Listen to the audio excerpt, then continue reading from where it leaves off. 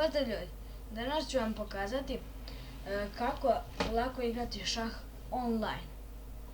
Ako želite da vam to pokažem, ostanite s nama. Dakle, prvo što će vam trebati, izvinite zbog ovoga, prvo što će vam trebati jeste da uđemo na Google Chrome.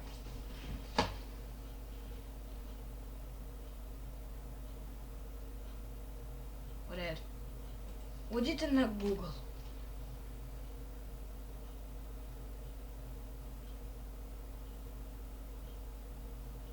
Što mi oko Sportnet. U redu. Kada smo ušli u Google, kucamo. Kucamo sljedeće.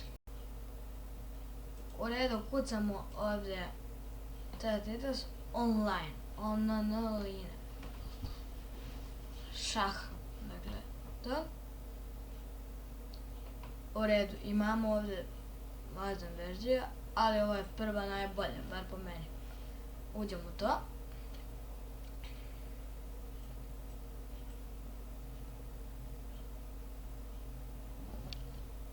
Sad čekamo malo da mi se učitamo.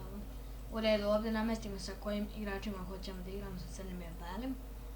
Inače, ova sljedeća pokazuje to. Uđemo na multiplayer. Vi se uloginujete. Dakle, na primjer, Damijan. I ovdje Damijan.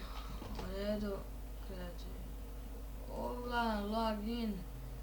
Ok, to treba se loginati s početka. Uglavnom, ovo neću vam prikažem na svoj profil. Ok, ovdje imate da skinete full verziju, ali to nećemo raditi. Ukoliko želite video o tome, slobodno lajkujte ovaj klip i napišite u komentare. To je bilo to za ovaj snimak. Vidimo se vrlo uskoro. Doviđenja.